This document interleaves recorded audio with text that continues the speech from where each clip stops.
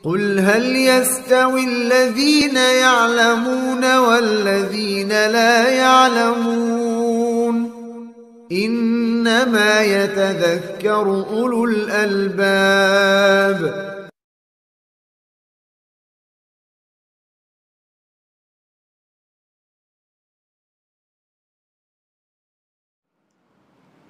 قال faman salima min ajnasil zulmi thalatha, barang siapa yang selamat dari jenis kezaliman yang tiga. Zalim itu jenisnya ada tiga. Siapa yang selamat dari jenis-jenis kezaliman yang tiga, apa itu? Yang pertama asyirku, ini yang paling besar. Syirik ini adalah kezaliman yang paling besar, ketidakadilan yang paling besar, perbuatan aniaya yang paling besar. Yang kedua, zulmu al-ibad, berbuat zalim kepada orang lain. Berbuat zalim kepada orang lain, ini kezaliman yang kedua. Yang ketiga, zulmuhu li nafsihi, berbuat zalim kepada diri sendiri. Bima duna syirki, tapi yang kalibernya di bawah syirik, maksudnya di bawah syirik akbar. Jadi ini barang siapa yang terbebas dari tiga jenis kezaliman ini, syirik, zalim kepada orang lain, zalim kepada diri sendiri, selain syirik, kana lahul amnut tammu wal ihtida'ut tammu, maka dia mendapatkan keamanan yang sempurna di akhirat dan mendapatkan petunjuk yang sempurna. Lah, maka ayat alladzina amanu wa lam yalbisu imanahum bidzulmin, kalau ingin mendapatkan keamanan yang total sempurna, petunjuk yang sempurna, maka tiga jenis zalim ini harus kita hindari. Syirik kita hindari. Kita tanamkan tauhid dan kita jaga tauhid kita supaya utuh dan murni. Kemudian jangan zalim kepada orang lain. Kita ingat-ingat, jangan sampai karena kita pernah zalim kepada siapapun. Dan bentuk kezaliman banyak. Bentuk kezaliman itu banyak. Dan jangan zalim kepada diri sendiri.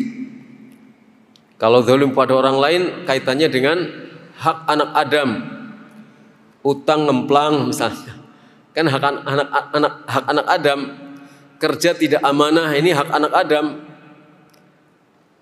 itu zalim pada orang lain. Baik orang lain dalam jumlah satu orang, atau dalam jumlah banyak orang, atau misalnya institusi, lembaga dan seterusnya, itu zalim pada orang lain. Kalau zalim pada dirinya adalah melakukan pelanggaran terhadap haknya Allah Subhanahu wa ta'ala. Banyak maksiat kepada Allah, tidak taat kepada Allah, itu zalim pada diri sendiri. Nah, jadi kalau kita ingin mendapatkan keamanan yang sempurna total di akhirat, tidak ada azab sama sekali untuk kita, lepaskan diri kita dari kemusyrikan, kezaliman kepada orang lain, dan kezaliman kepada diri sendiri. Wa man lam yaslam min dzulmihi li nafsihi kana lahul amnu wal ihtida' mutlaqa. Dan barang siapa yang tidak selamat dari kezaliman kepada dirinya sendiri, orang tidak bisa menghindar dari kezalimannya kepada diri sendiri, dia masih mendapatkan keamanan dan masih mendapatkan petunjuk secara umum. Secara umum dia mendapatkan petunjuk, secara umum dia mendapatkan keamanan. Tapi mungkin ada ada gangguan-gangguan dalam keamanannya. Ada ancaman siksa, ada ancaman ini dan lain sebagainya, karena dia masih melakukan kezaliman kepada dirinya sendiri. Tapi dia mendapatkan keamanan karena dia meninggalkan syirik akbar, dia bertauhid, aman secara umum, dia mendapatkan petunjuk secara umum. Tapi mungkin dia masih menghadapi kemungkinan untuk mendapatkan azab dari Allah karena dia melakukan perbuatan dosa. Bima'na annahu la budda an yadkhulal jannah. Maknanya orang yang zalim pada diri sendiri berbuat maksiat pasti dia masuk surga. Kalau dia mukmin, bertauhid, meninggalkan syirik, pasti dia masuk surga. Walaupun punya dosa. Kama wu'ida bidzalika fil ayatil ukhra, sebagaimana dijanjikan dengan yang demikian itu di dalam ayat yang lain. Misalnya, innallaha la yaghfiru an yushraka bihi wa yaghfiru ma duna dzalika liman yasha. Allah mengampuni dosa yang selain syirik bagi siapa saja yang dikehendaki, tergantung pada kehendak Allah, selama tidak syirik. Maka dia pasti masuk surga. Selama dia beriman, meskipun melakukan perbuatan dosa, dia pasti masuk surga, meskipun harus dimasukkan neraka terlebih dahulu, kalau Allah menghendaki.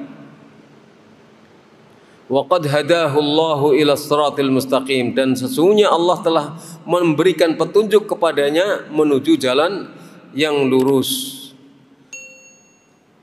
Sesungguhnya Allah telah memberikan petunjuk kepadanya jalan yang lurus. Alladzi takunu aqibatuhu fihi ilal jannah, yang akibatnya adalah surga.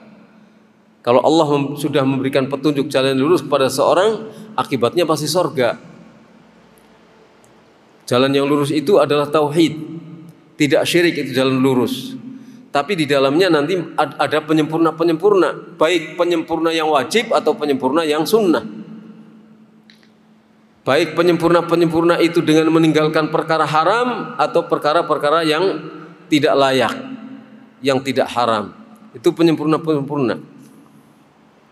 Penyempurna wajib atau penyempurna yang sifatnya sunnah. Wa yahsul lahu min naqsil amni wal ihtida bihasabi ma naqasa min imanihi bi dzulmihi li nafsihi. Dia memperoleh keamanan yang kurang dan petunjuk yang kurang sesuai dengan kurangnya keimanannya karena perbuatan zalim kepada dirinya sendiri. Jadi mendapatkan keamanan tapi kurang keaman-amannya, masih mengandung unsur ancaman. Ada rasa takut sedikit karena diancam dengan azab. Kenapa? Ya karena memang kurang imannya. Kenapa? Karena kezaliman kepada dirinya sendiri. Pencuri, ngutang nggak bayar umpamanya, dosa dia, dosa, menghadapi ancaman dari Allah SWT. Tapi selama dia muslim dan bertauhid, tauhidnya akan bermanfaat untuk dia. Tapi dia menghadapi ancaman dari Allah SWT. Kenapa? Dia melanggar haknya manusia. Perbuatan dosa yang haram untuk dilakukan perbuatan dosa ini. Utang nggak bayar kan haram. Ya, kita utang nggak bayar, haram hukumnya. Melanggar hak manusia, melakukan pelanggaran dari ketetapan Allah. Tidak sholat berjamaah misalnya di masjid. Bagi yang mengatakan bahwa jamaah ini wajib, mendosa dia. Atau perbuatan-perbuatan dosa yang lain. Maka imannya kurang, tidak sempurna. Iman wajibnya itu kurang, tidak sempurna. Tapi pokok asal keimanannya, pokoknya batangnya yang asli, keimanannya tetap ada, hanya tidak sempurna. Dosa. Walaysa muradun Nabi SAW biqaulihi innama huwa syirk anna man lam yusyrik asyirkal akbar yakunu lahul amnut tammu wal ihtida'ut tammu. Bukanlah yang dimaksudkan oleh Nabi SAW dengan sabdanya innama huwa syirk, tidak lain bahwa yang dimaksudkan dengan kezaliman itu adalah kemusyrikan.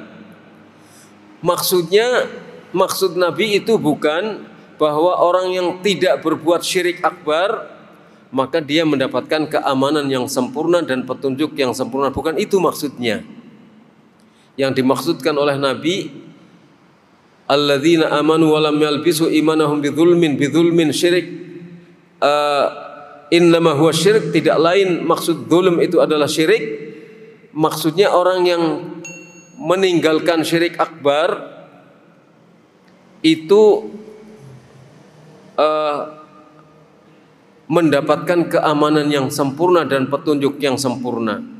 Jadi tidak cukup syarat, ya, dengan meninggalkan syirik akbar saja tidak cukup syarat dia untuk mendapatkan keamanan yang sempurna. Fa inna ahadithahu al-kathirata ma'a nususil Qur'an tubayyinu anna ahlal kabair mu'arraduna lil khawf.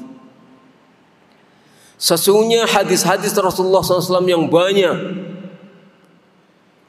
di samping nas-nas Al-Quran yang banyak, menjelaskan bahwa orang-orang yang melakukan perbuatan dosa-dosa besar, mereka dihadapkan kepada ancaman rasa takut.